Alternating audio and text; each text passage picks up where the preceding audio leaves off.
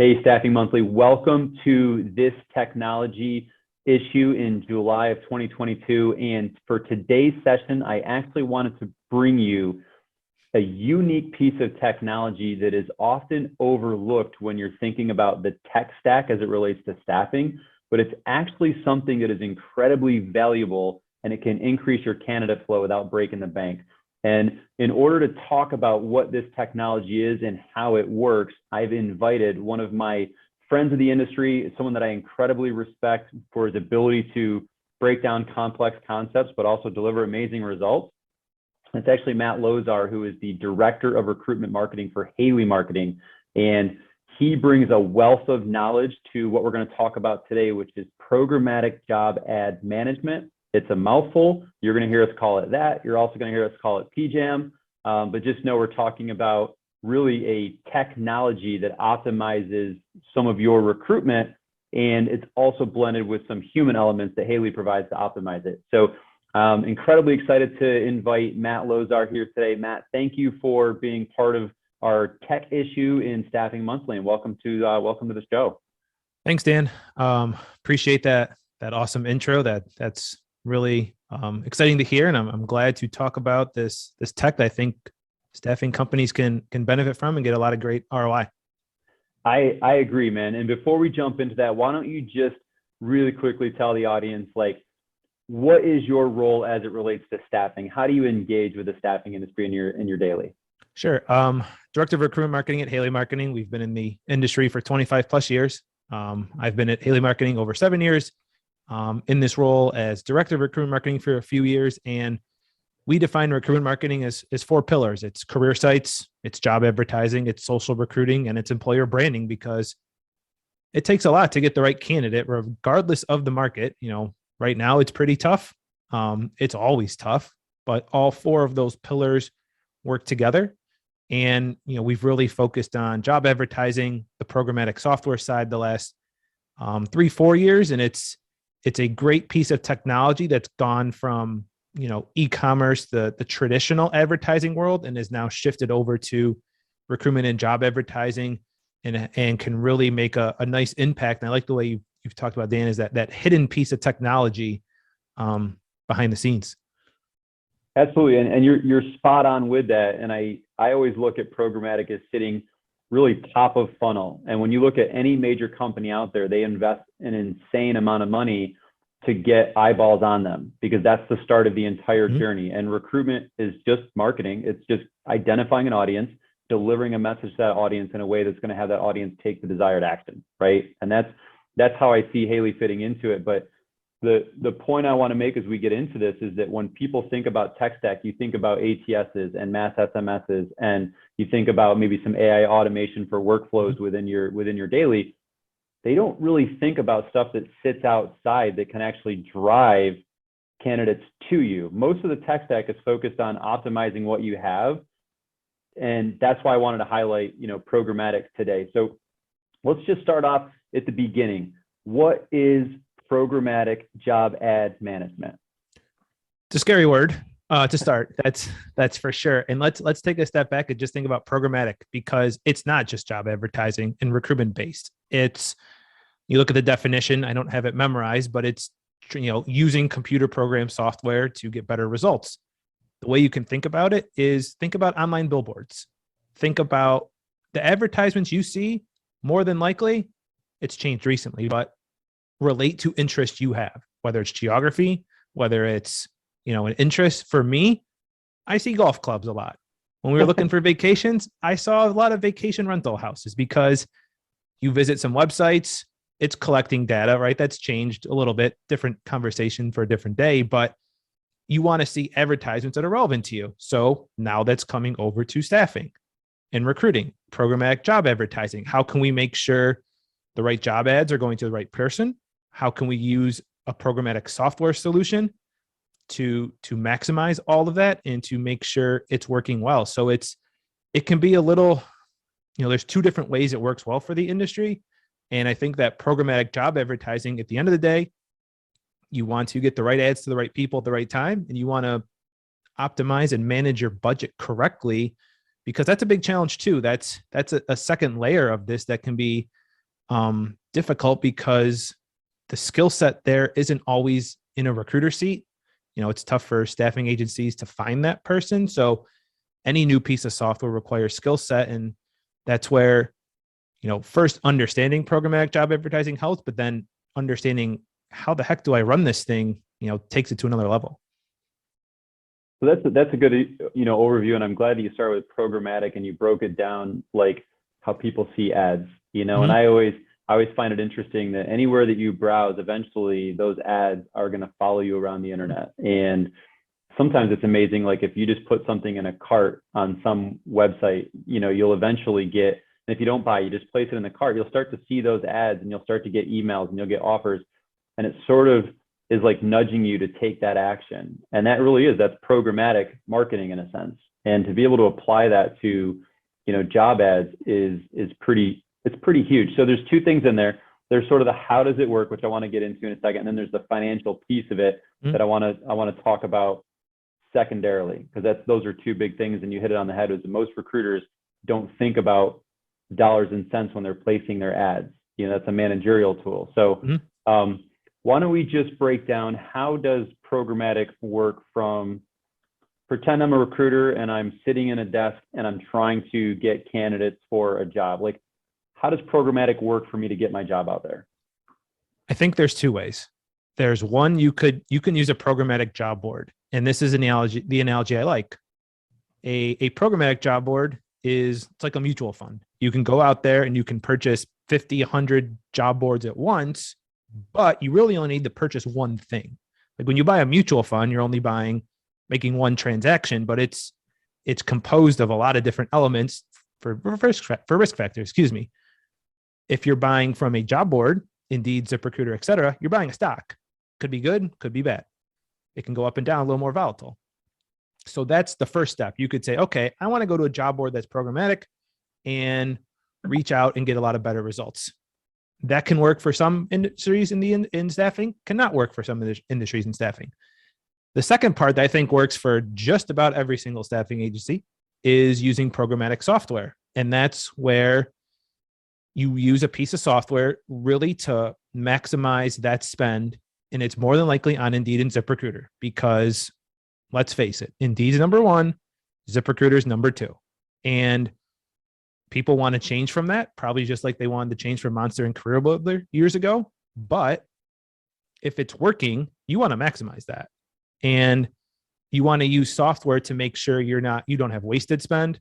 You want to make sure you have software to centralize all of your data. You don't want to, you just want to really set up the software to manage that spend the right way. And there's a lot of tactical ways we can get into. I think, we'll talk about a little bit later, Dan, but I think having software, having someone that knows how to run the software can really help you, make decisions none of us can do that quickly. We can't do anything software can do. Right. We can do it, but it's going to take a heck of a lot longer. So having that piece of software conduct all those decisions and do them, that's how it really fits in.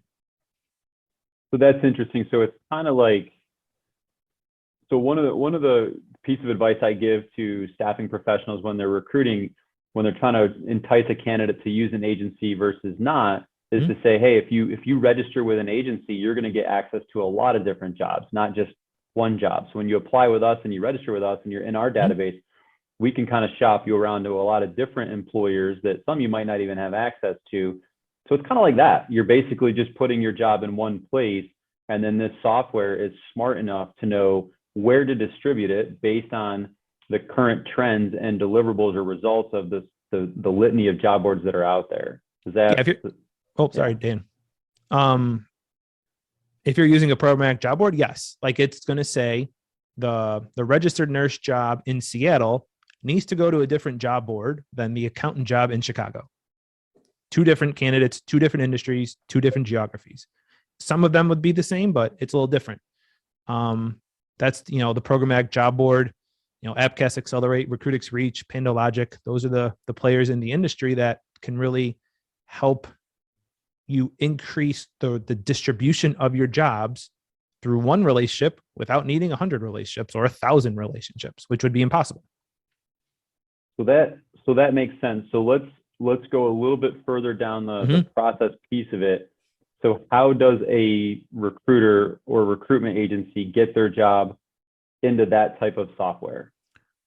Into the software, a couple of different ways. You could try to work directly with a company, like Appcast, like Recruitix, like PandoLogic. They have minimum spends, and you can purchase it just like you purchase another job board, right? You go to Indeed, you purchase X amount of money for the month. You go to ZipRecruiter, you purchase X amount of money for the month. It's just like purchasing from one of them. Its differentiator is that it's a little more diversified. It has an algorithm that's a little bit different than the Indeed algorithm, ZipRecruiter algorithm, and you can purchase directly through them. You can also work with, a company, an agency to kind of manage overall all of your spend, and they can help you make the right decisions to purchase and manage the spend and make sure it's pacing correctly, because that's always a concern. Talking about that financial side and the recruiter versus management side. So it kind of depends on if you want to work directly with a company or kind of outsource it. Some of what you said, Dan. Companies outsource hiring to staffing agencies, and there's a lot of companies that outsource marketing, recruitment marketing activities, a ton of other activities, right? Legal, onboarding, et cetera. Yeah. To try to become more efficient there. So I could actually see that being as a bit of a barrier or a concern that a staffing agency might have, is like, why would I outsource the recruitment piece of it? And if they look at it that way, they might feel like they're doing themselves a disservice. But in reality, you're really not outsourcing the recruitment. You're really outsourcing the marketing piece of your recruiting. So it's really no difference if you were going to go to a print shop and have them print flyers for you. Like, you wouldn't make your own flyers in-house. I'm sure maybe starting up, we all did that. But like, sure, if you want to have a professional flyer, you could do it. But if you want it done the right way or the best way, you're going to hire a professional to kind of do that piece of your marketing. Or your website. Like, there's a lot of people that could go on Wix or WordPress and create their own staffing website, but you really wouldn't do that. So really I guess the emphasis that I'm hearing is you're not really outsourcing the recruitment. You're outsourcing the marketing of your jobs to make sure that they're going to be getting in front of more candidates or a more diverse audience. You're outsourcing. Here's the way I can put it. There's a client we worked with out on the West Coast, transportation, and we're talking to them, and he says, it's like you bring us applications on a platter and they're just there. Or you wake up Monday morning and they're there. You're outsourcing the delivery of the applications. You're not giving up control. There's probably more control actually when you dig into it, but you're outsourcing some activities that might not be the strengths of a recruiter. The strength of a recruiter is relationship driven. It's once that application comes in, when Matt applies to Dan's staffing company, then he calls Matt and says, hey, this is why, you fit for this job, or hey, this is why you fit for maybe a different job that we can offer you. It's not doing research on job titles. It's not trying to figure out what the cost per click on a job should be, or what the cost per application should be, or what my budget should be. That's what you're outsourcing, is all of those metrics you're trying to figure out if your budget should be, 3,000, 5,000, 2,000, and working to make sure the recruiting goals match what that, recruiting strategy should be. And that's where it needs to become married together, because I think you really want to focus on those activities recruiters and your team's good at, and, free up some time, because recruiting's hard. It's tough. It's not right. It's not getting any easier. And you want to free up time to give them more time to talk to the people who want to work for you. So I completely agree with that. And you've heard me talk a number of times, especially lately, about the agencies that are going to be the most successful as we move into this kind of new way of work are going to be the ones that focus on those relationships and don't rely on technology to build connections with their people. So I agree with that piece of it wholeheartedly. So you talk about Indeed being number one, ZipRecruiter being number two, and they're a bit, they're kind of pay per click, and they've got amazing algorithms. So why would I even want to have programmatic in addition? Like, why not just keep my money with the number one and the number two job boards? You can keep your money there. I think where most, if not all, staffing agencies can benefit is using the software to maximize that Indeed and ZipRecruiter spend. You don't need to move it. You can keep it on Indeed. You can keep it on ZipRecruiter. You just have the software to help you. And here's an example I can share. It's work with a company that staffs for home care in the Pacific Northwest. It's like hard geography, hard industry. And their budget was really big when I saw it. And I'm like, man, your budget's really big, but I'll trust you in month one. It's kind of a benchmarking month, whatever. And the metrics we looked at was no matter what we paid for a click, $1.50, $2.89, $2.25, the percentage of clicks that led to an application seemed to always be 11%. Maybe 10.7, maybe 11.2, right? Minimal differences, nothing statistically significant. So the software and the expertise of knowing how to run the software, look at the data, know what to do with the data is telling me we're overpaying for clicks when it's 289 because we're getting the same results. 11 clicks are leading to an application, whether I pay $3 a click or whether I pay $1.30 a click. That's simple math. Yeah, so $1.30 is better all day long. Correct, unless quality aspect comes into play, but sure, most of the time it's not. But that's where, I think the biggest confusion in the industry is. There's two really different things. We talked about that first one, the programmatic job board, the mutual fund versus a stock. Right. That's one conversation. The other one is using software to manage what you're doing on Indeed and or ZipRecruiter to get better results is going to work for anyone that's spending, we see at least $2,000, a little bit lower. You can only squeeze out so much efficiency when you have small numbers. Right. But that's where having software and having an expert to do that's where software helps you. It drives, that one example I can, share.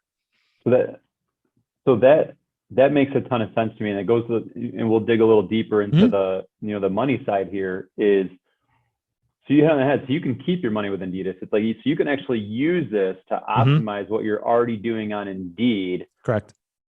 And reduce your cost per candidate, essentially your cost per applicant, and get that down. So if there's an agency out there that's trying to be super lean right now, or maybe they're leaning out because they're preparing for a pending recession. They're like, hey, we got to be super cost conscious to preserve cash.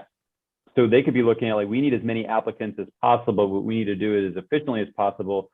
This software is a way to kind of do that on Indeed, ZipRecruiter, and then you also have some other stuff. So if there's an agency out there that's like, I need more than what I can get from Indeed or ZipRecruiter altogether, then maybe the other job boards can actually complement that as well. So I can see two benefits there. That's good. Okay. So talk to me about the optimization. So you mentioned this a little bit, that if you can sign up with AppCast or Panalogic or these different ones yourself, and you could be the person working at the staffing agency doing all that work, like working directly with those softwares and doing it, or you can outsource that piece of it to get optimized. So let's talk about that piece of it.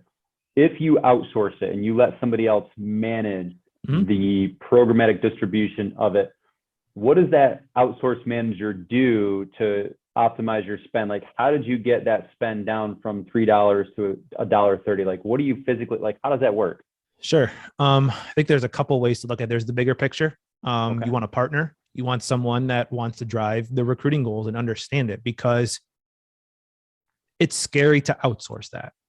That's it is. Like, if you go to a staffing agency, hey, you're going to outsource probably the biggest, your candidate pipeline for active candidates. You still have input, which I'm going to get to, but that's a scary thing to get to just accept, because it's such an emotional decision for a lot of companies. Yeah. You want to have a partner though that understands it, and it's a company, that what's important to you, understand, because for company A, they might have different recruiting goals, recruiting strategies. For company, they really want to build a database as much as they can. Get me as many applications at the lowest cost as possible. I don't care. Company B might say, I want to push some different areas. I want to push some different industries. How do we manage that? So I think that's where that can come together. That's the bigger picture. Like, you want to have the right partner. How does that happen is what you're asking, Dan. So I gotta jump in just for a second. Yeah. I understand the emotional side of it, but I'm not seeing where it's any different than if I give my money to Indeed, there's somebody at Indeed. I mean, they're relying way more on technology than actually human oversight. Mhm. So I'm still outsourcing that part of, I'm not outsourcing my entire pipeline. Nope. You know, I'm outsourcing really just the top of the funnel, right? And whether I work directly with Indeed or ZipRecruiter or Career Builder or Monster, like I'm still outsourcing that part of it to them anyway. So I guess I'm failing to see about why there's a difference outsourcing it to to someone to kind of manage it versus just giving the money directly to Indeed. I guess I don't see that as that big of a risk. I'm sorry. I think a little. Well, I agree. Like I'm fully on board with you there. It's just stuff we've heard, feedback I've heard, and it's also they might not be logging in and looking at Indeed every day now. They might not be looking at the cost per click, managing that apply count, managing the actual posting of the job physically on Indeed, which is a little inefficient. But that's where I think giving up that control of really looking at that data and making sure someone outside of your company understands the importance of the applications. Like if applications stop coming in, it's a problem for a staffing agency. Like, yeah, there's other ways to recruit, the database, Sure. social, et cetera, referrals. But that's where I think, just physically giving up that control. Cause you're right, Dan, you're technically outsourcing. I never really thought of looking at it that way, but I need active candidates. Okay. I'm going to give $5,000 to a job board. I'm kind of outsourcing it and trusting their agency reps and teams to manage it and or their algorithm. Yeah, correct. I mean, we just talked about the agencies that are going to win are the ones that are actually going to involve humans in the process and build relationship.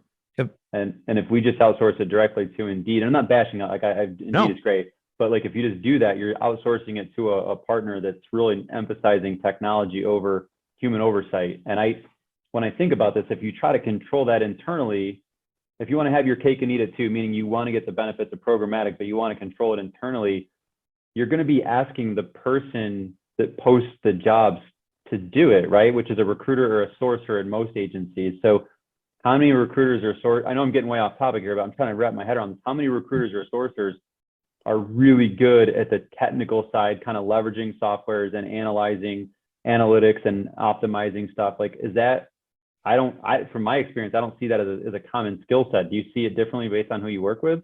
Don't see a lot of recruiters, admin that are strong there. And, I think it's starting to go a little bit to the marketing team, especially in bigger companies. They'll start to see that. And it's just because, it is marketing. It is. It's numbers, it's technology, which kind of blends together. So you can definitely see that as a marketing function in some companies. But if it's a smaller shop, they might only have 5 or 10 people, or even a little bit bigger than that. It's, I don't think that's the main skill set of the recruiter. I'm guessing. I'm sure there's some, right? Yeah, sure. Like if I got into recruiting, I love data, I'd probably want to do that.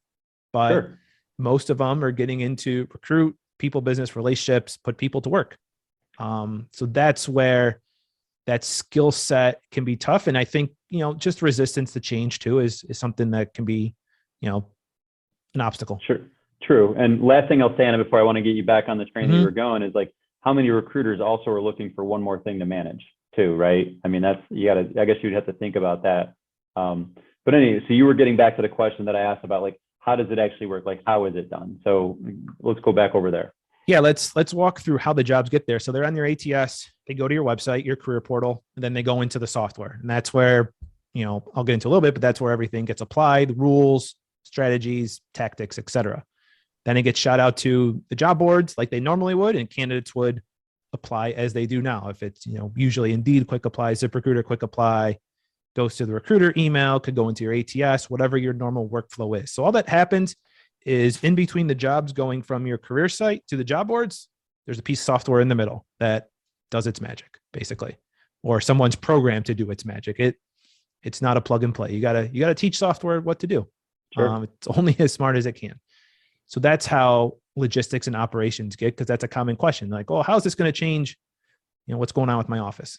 The next part is, I think, where you need an expert to manage that software. It's another piece of software. Like you said, Dan, there's probably not someone in your office that wants to manage it or is raising their hand for another task. A lot of times companies that have this software require 20K spends minimum. So that's where working with an outsourced company that can bring you software at a lower cost, a lower minimum monthly advertising spend, can help you there, because you don't need to spend $20,000 just to work with an agency. Not all of them. That's where then a company can, really focus on optimizing and managing the budget. So what does that mean? I like to say jobs to budget ratio is really important. What I mean is, if you have a $2,000 budget, if you have a $5,000 budget, how many jobs should you be sponsoring? Like the example I talked about earlier, the cost per click was $2.89 or $1.30, and we got the same percentage of applications. So that means our budget's too big for the amount of jobs we have. Or it means that you could use that same budget to get more candidates. Correct. Or you could put more jobs into that same budget. Right. That's, I think, one of the biggest things. How does that work? It's knowing what to do when you look at the cost per click, the cost per application, the conversion rate, which is clicks that turn into applies. It's tactically looking at job title expansions. A job comes in as one title. Like we worked with a company a transportation company in California. Their jobs were just like Class A driver or Class B driver, Class A hazmat driver. Okay, results. Looked at some research on Indeed. People were just searching truck driver. Right. Nothing else. So then if you change it to Class A truck driver, right? Class A hazmat truck driver, their results were 40% better by the end of the month just by doing that. So you do some title expansions. And so right there is the benefit of having a marketing expert that is actually overseeing it, because they're going to be able to look at the data from a marketing perspective, not necessarily a recruitment perspective, but a marketing perspective to say, hey, I know that if you want to increase search results, you have to actually put in search terms. You have to have keywords that align with how people type, text, search the internet. And so that makes a ton of sense. I mean, I saw that in job ad performance. If you actually add the word job, sometimes you'll actually increase in search rankings, because a lot of times people are saying, truck driver job, or, administrative jobs near me, manufacturing jobs near me, and they put that word in there. And so it's not, I've seen case studies where just adding the word job or jobs to the title of your job ad can increase searchability. So that makes a ton of sense to have that marketing oversight there. Yeah. It's knowing where to get that data and then knowing what to do with it, because I feel like middle of 2021, one of the trends was people were just typing in now hiring or hiring immediately. They weren't even typing in jobs. Yeah. Because they know the algorithm probably knows enough about them to serve them the right jobs, but just trends like that. Or if you look at a geographic trend in a remote world right now that we're living in, if it's a more of a professional job, you're in Orlando, Florida, and you want to show the job directly in Texas, Georgia, North Carolina, other cities in Florida, you can use software to say, okay, this job came in, also show it as San Antonio, Dallas, Houston, Atlanta, Charlotte, wherever you're trying to recruit. So you don't have to post the job 10 times, you can post it once. That's a geographic expansion that can help. And then you didn't ask about this and directly, but there's rules that can come into place, because it's a common question we get. It's eliminating wasted spend. And that's where kind of digs into what you were talking about earlier with not having to spend more or to break the bank. It's, do you have too many applications on a job? Which seems impossible, but I know there's still some jobs that get I remember those days. Yeah. There's still some jobs that get a lot of applications. If you put remote in the title, that's one secret. But put a hard stop on it when it reaches 100 applications, because your team doesn't need any more, or your team can't handle that many, and it's just going to go to waste. Or what can you do to really limit the resources on that job and shift it all around automatically? So that's pretty amazing too, because that is a true thing, is that it might not seem like there could be such a thing as too many candidates right now, but it could be. You could actually get flooded with candidates that you don't need.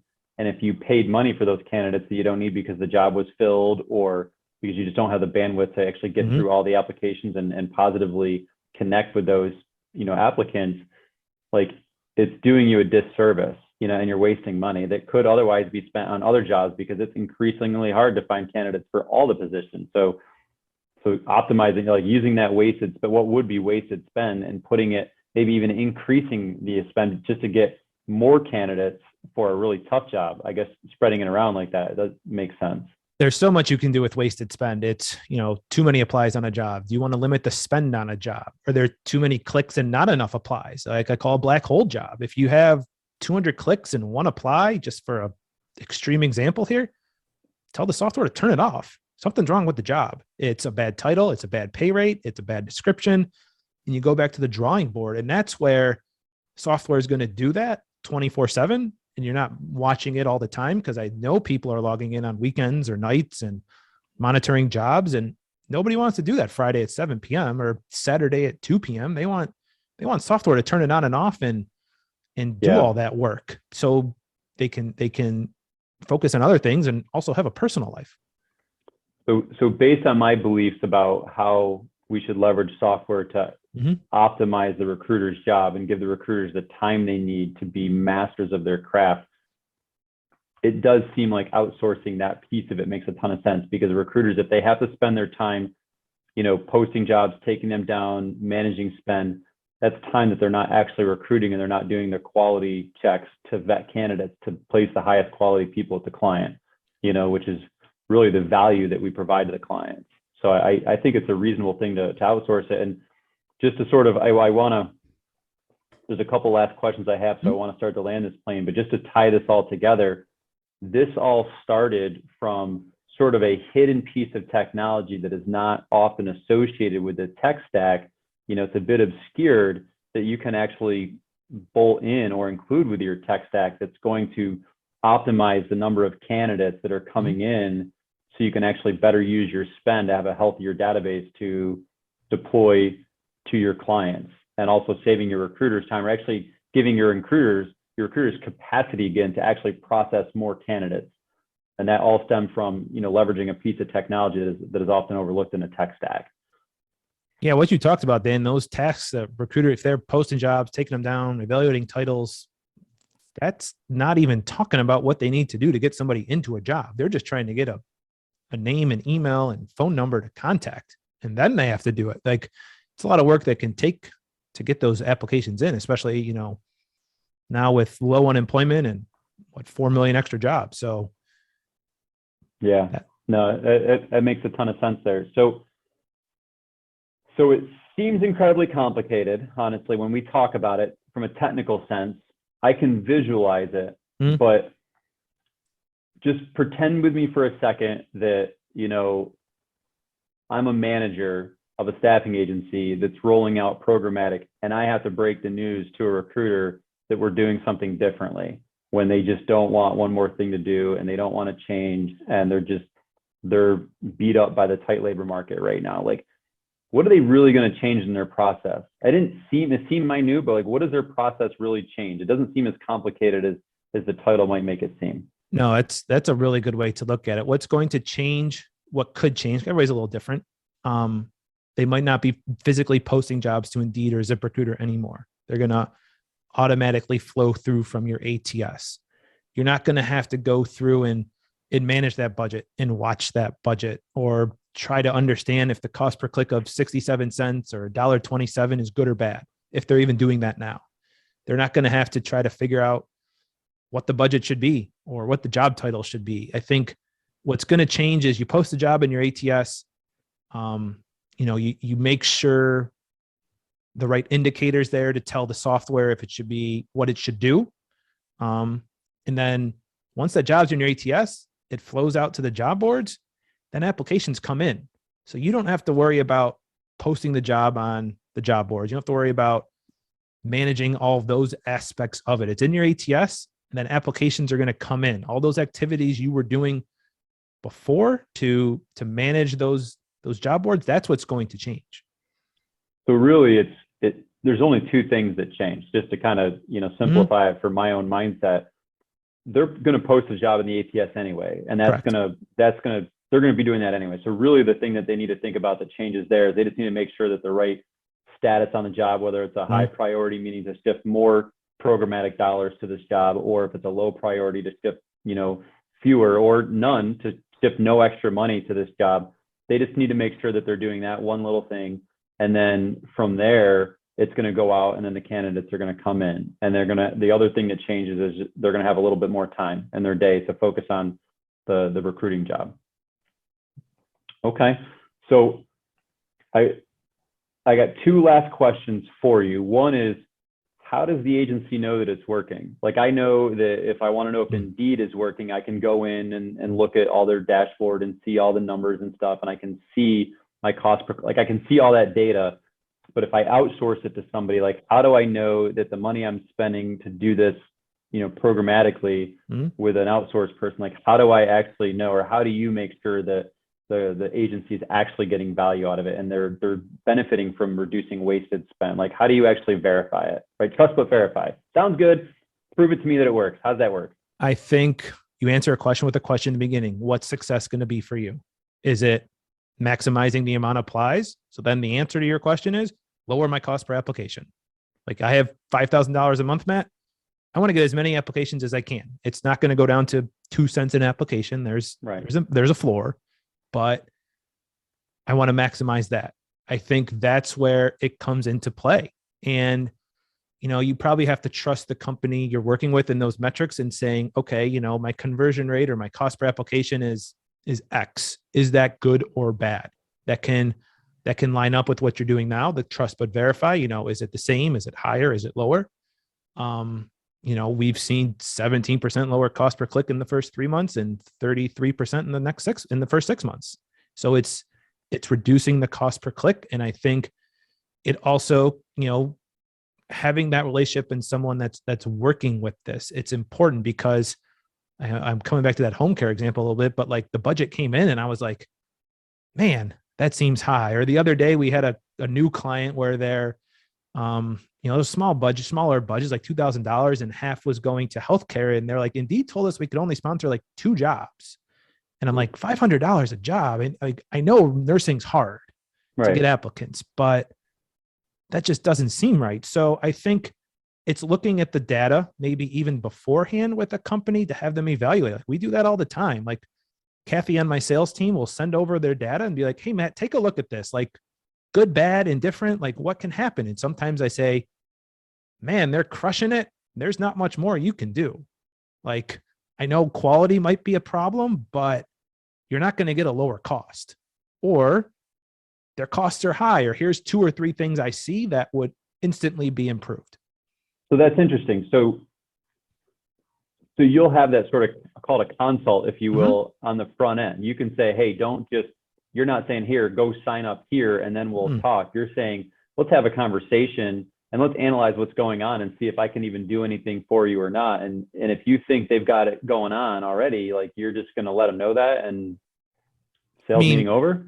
There's still efficiencies to be gained, right? Like, if your team's, like, let's say your application cost is really good, but if you're sick of posting the jobs, if you're sick of taking them down, if you're sick of managing that budget, I'll try to maintain that the best I can. Those results you're getting, I just, hey, Matt, I don't have the bandwidth for this anymore. Like, I need to recruit.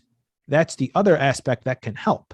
Like, yeah, your metrics are good, but maybe I lost someone, maybe, or, everyone's quitting jobs. I can't find someone quickly. I need help here.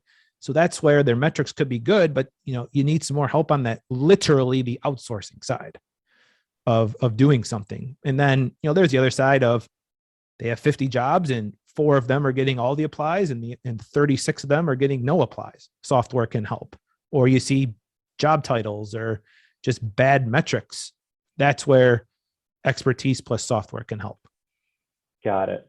All right. So final question here, and it's kind of a 2-part, but who is, just super quick summary, like, who is going to benefit the most from using programmatic, and which type of agency might this not be a good fit for? Oh, that's a good question. If you're not spending at least $2,000 a month, you're not going to find, I think, a lot of efficiency out of the software.